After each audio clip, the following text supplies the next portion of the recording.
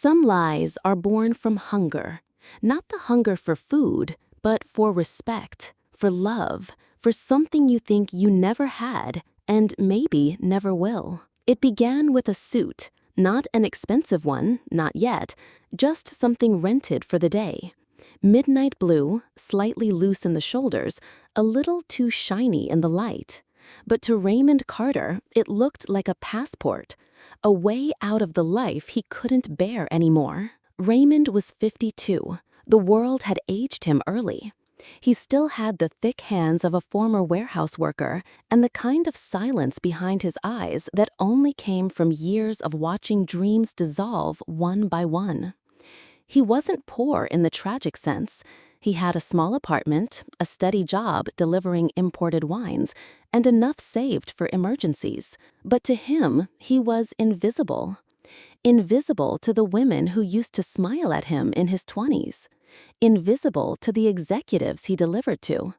Invisible even to himself. But then one night, standing outside a hotel, waiting for someone to sign a wine delivery slip, Raymond looked through the glass doors and saw it, the world he believed he belonged in. A man, younger than him, laughing with 3 others, tailored suit, gold watch, glass of something aged and important. The way people turned toward him. The way the staff leaned in closer when he spoke. The way women looked at him, not just with attraction, but attention. Raymond didn't want to steal. He didn't want to cheat. He just wanted to be seen. So he tried something. The next day, he dressed differently, wore that same rented suit, bought a fake Rolex from a street vendor, got his shoes shined, even though they were secondhand. And then he returned to the same hotel. He walked inside, not as Raymond the wine guy, but as Mr. Carter, a wine investor from overseas. His accent was subtle, his smile even more so. He ordered a single drink, paid in cash, nodded to the staff with the same confidence he had studied the night before. And something happened that night. People looked at him, not with suspicion, not with pity, with respect. What began as a one-night thrill became a habit. Raymond returned weekly. He memorized stock terms, read articles about Bordeaux vintages, followed luxury trends, wore better knockoffs, rented better suits, Googled how billionaires speak. He rehearsed lines like an actor on a stage. "We're exploring a villa in Tuscany. I just got off a call with some people in Zurich. We're restructuring the spirits side of the business." No one questioned him. Why would they? He looked the part. And no one thinks a man who seems rich is lying, because most people want to believe wealth is real so they can get close to it. It wasn't long before the staff at the hotel started greeting him by name. "Good evening, Mr. Carter. Shall I bring your usual? Will the Bentley be picking you up again, sir?" He nodded each time, smiling, knowing full well the Bentley wasn't his. It was part of a car service he booked online for an hour. The drivers didn't know or didn't care. And when they asked, he just said, "Put it on the company." By the 3rd month, people began to talk about him. Whispers. A billionaire no one really knew. A quiet man with old money. A reclusive investor who didn't need to prove anything. That's when he met Clara. Clara wasn't like the others. She didn't fawn. She didn't chase him. She was calm, older, elegant. A woman who had built her own boutique interior design firm from scratch, 49, divorced, raising a teenage daughter. She had seen enough of the world to not be impressed easily. And yet, there was something about Raymond she liked. Not his watch, not his wine stories, his silence. He listened more than he spoke. He didn't try to impress her with long monologues. He simply asked questions, held eye contact, told her he made him feel still. It wasn't a line. It was the most honest thing he'd said in months. They had coffee that week, then dinner the next. And for the first time in his life, Raymond felt adored. Not for being rich, but for being present. But with every night they spent together, every morning text, every weekend getaway she suggested, his lie grew heavier. Because Clara wasn't some naive socialite chasing yachts. She was real, grounded. Her kindness made his lie feel like a betrayal to something sacred. And yet, he couldn't stop. How do you tell someone the man they've fallen for doesn't actually exist? He told himself he'd confess soon. After one more dinner, after one more kiss, after one more time she looked at him like he was enough. But then the night came that shattered everything. It was Clara's idea. "There's a private tasting at the Bellagio tomorrow night," she said, eyes bright. "I know the event director. He said billionaires and wine moguls from all over are coming. You have to be there. That's your world." Raymond froze. He smiled politely, said, "Of course," but inside, panic churned. That world wasn't his. It never had been, and tomorrow he wouldn't be able to hide in the shadows. He'd be exposed. Still, he agreed. He couldn't say no, because saying no would mean confessing, and that would mean losing her. So he dressed like always, booked a Bentley, wore his best fake Rolex, told Clara he'd meet her inside. He walked through the Bellagio's gold-framed doors like a ghost wearing a borrowed life. He thought he could make it through. Smile, nod, say little, leave early. But that night, life had other plans. Because someone else arrived at the same event. A man Raymond had never met, but who knew the world he was pretending to live in. A real billionaire, and the real owner of the very company Raymond had been name-dropping for weeks. He took a breath before stepping out of the Bentley. Inside, the lobby glowed with crystal chandeliers and polished marble, like a cathedral of luxury. A piano played softly in the corner. Waiters in tails carried trays of champagne. It felt like another world, and for one more night, Raymond would pretend he lived there. He spotted Clara at a tall table, lit by soft candlelight. Her dress shimmered. She looked timeless. He approached, heart hammering, not from nerves, but from desire, to be that man she believed him to be. She smiled as he arrived. "You look incredible." "Only for you," he said, voice a notch deeper than normal. They moved through the crowd, greeted by murmurs. "There's Mr. Carter." Bartenders nodded. Hosts blocked their path. Raymond played the part. A sip of champagne here, a nod of recognition there. He spoke of vineyards, exclusive vintages, mergers that didn't really exist, and people listened. He heard whispers. "He's launching a new wine brand. He owns vineyards in Chile. I heard his portfolio is worth over $500 million. He didn't correct them. Clara leaned in close. "I'm proud of you," she whispered. "You belong here." Raymond's chest tightened. He wanted to stay this illusion forever, until he saw him. A man, tall and immaculate in a charcoal suit, a presence sharper than any crystal cut. He drifted across the room as though he'd written every note of the music playing. A soft smile, eyes surveying each guest, like a master checking his work. He stopped just 10 feet from Raymond. Raymond froze.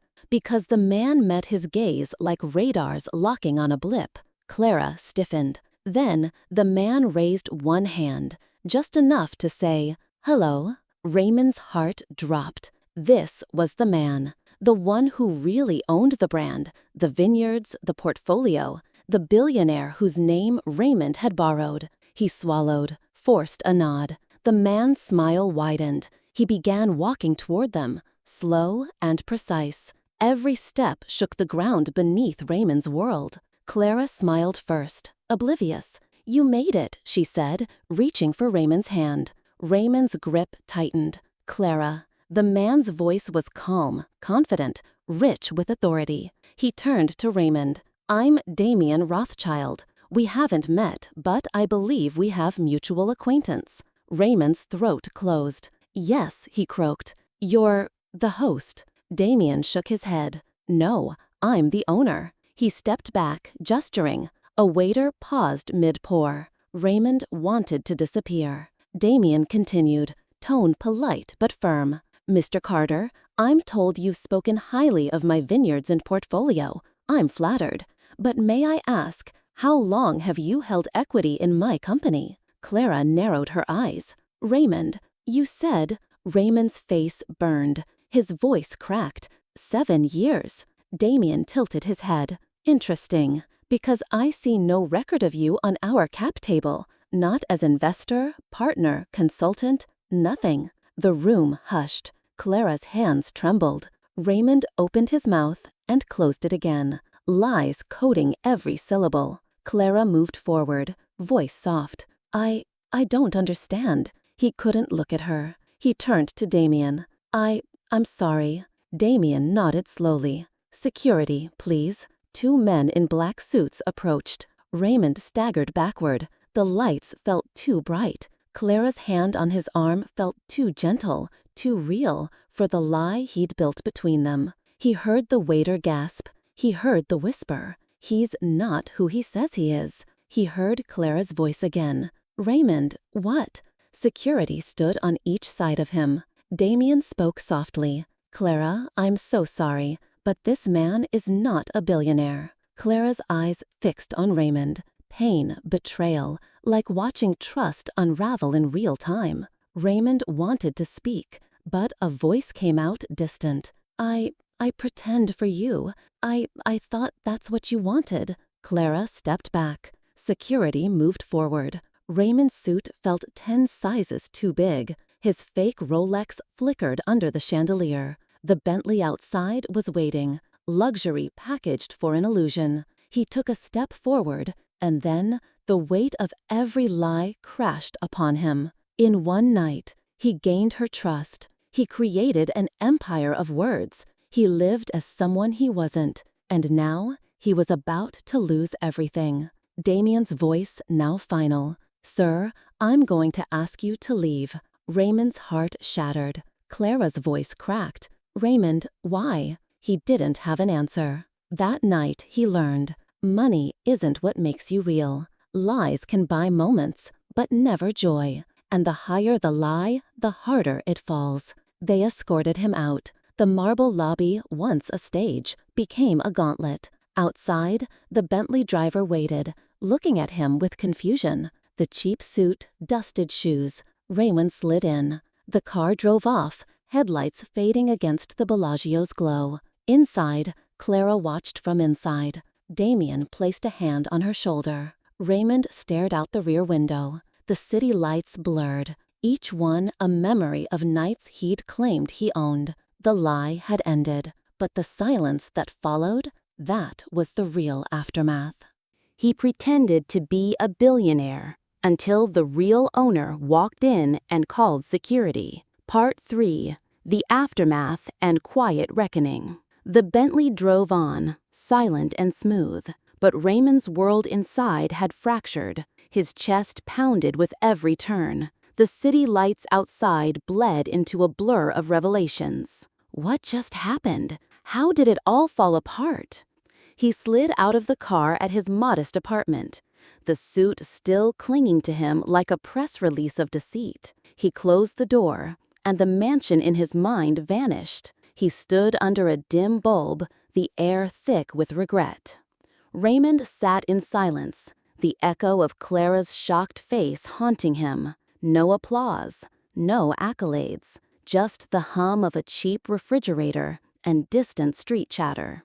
He reached for the bottle of wine he'd been delivering earlier that day, a vintage he'd once pretended to own shares in just to play the role. He opened it, poured a glass, and realized it tasted bitter. With each sip, the blush of shame deepened. Morning light crept through curtains. He checked his phone. No calls, no texts from Clara. He saw a single message. I can't talk right now. I need space. His heart sank. He wanted to call her, to explain, to tell her the truth, that beneath the lies was a man who wanted to be loved. But what words could bridge that chasm now? He typed, erased, typed again. I owe you the truth. I'm sorry. But pressing send felt like releasing a last breath of life into the lie. At work, the delivery route felt harder. No more smiles from hotel staff, no more whispers of respect. Just, "Morning, Raymond. How's your wine day?" Polite, distant. He drove the familiar streets, windows down, listening to a quiet reflection. Today, the world didn't treat him like a billionaire. It treated him like a man, and that was something he never learned to be. That night, he sat at his kitchen table with a blank notebook. He started listing who he is, what he has, a steady job, a small apartment, health, time, what he can build without a rented suit or fake Rolex. He wrote slowly, deliberately. I am Raymond Carter. I'm not rich. I don't own vineyards or companies, but I have integrity. I have time to be truly present. He scribbled what he'd say to Clara, if she would read it. I lied because I was afraid you'd leave me for being ordinary, but ordinary can be honest. The next day, he bought a book on wine, authentic, simple, to expand his real knowledge. He returned to that same hotel, but this time he wore clothes he could afford, a clean shirt and honest shoes. He ordered an espresso. He paid with his own name, Ramon, as his identity was truly pronounced. He smiled politely. No one knew him, and that was okay. He sat before sending his message. Clara, I have no illusions. I lost your trust with my lies. If you can't forgive me, I understand, but I wanted you to see the real me, eventually.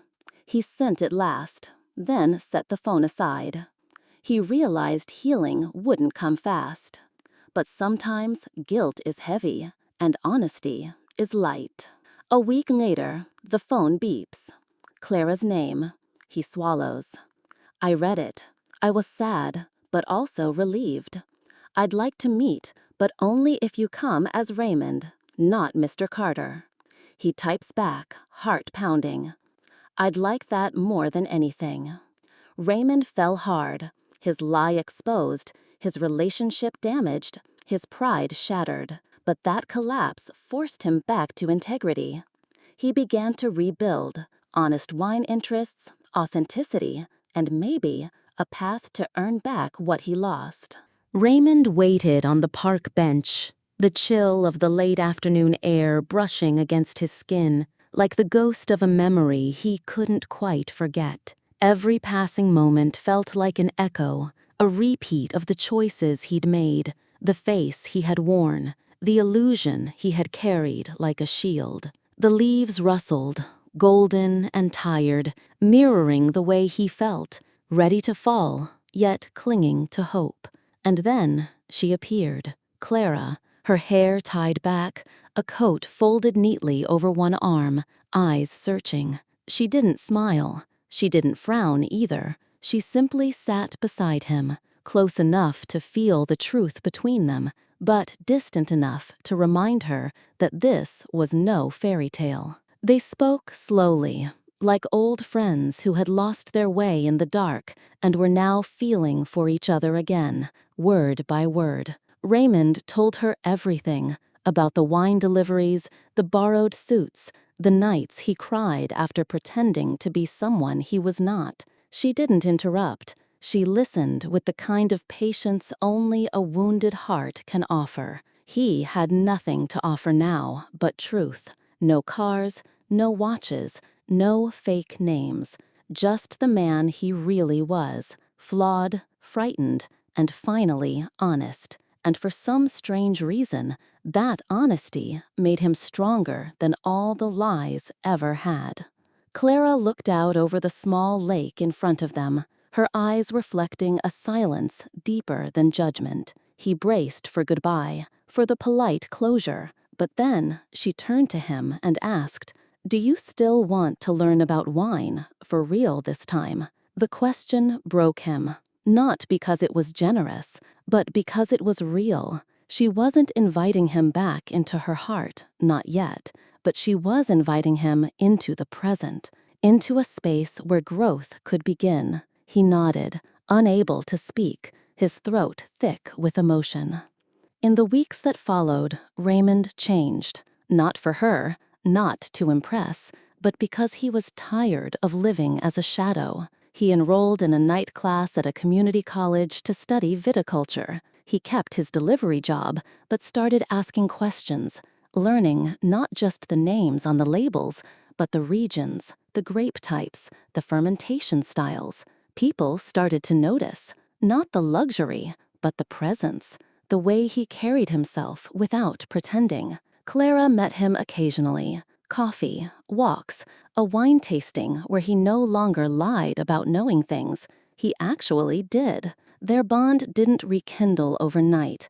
It grew like an old vine, slow, twisted, but rooted. One day, Clara invited him to her sister's art exhibit. He hesitated, nervous. He had always been the man who showed up in disguise, but this time, he wore his real name like a badge of honor. He arrived in a clean shirt, slacks he bought on discount, and a bottle of wine he picked himself, not because it was expensive, but because it was good. Her friends greeted him. She introduced him, not as a CEO, not as a mogul, but simply as Raymond, someone she was getting to know again. And he smiled, not because he had fooled anyone, but because he finally didn't have to. Months passed. The apartment stayed modest. The delivery job remained, but his nights were filled with study, and his mornings with intention. He wrote, he reflected, he let go of the shame.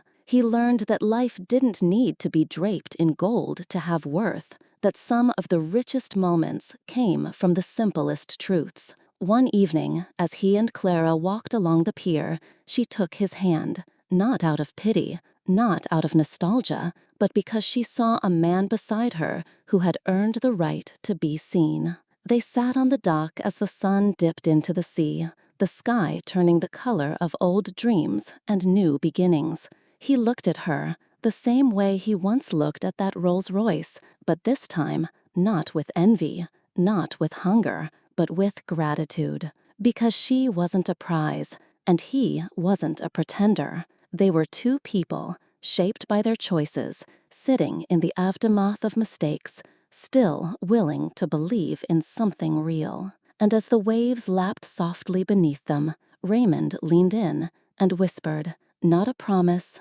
not a plea, just a quiet truth. This is the first time I've ever felt free. Clara smiled, and this time it reached her eyes, because the greatest lie he ever told had led him to the most honest moment of his life.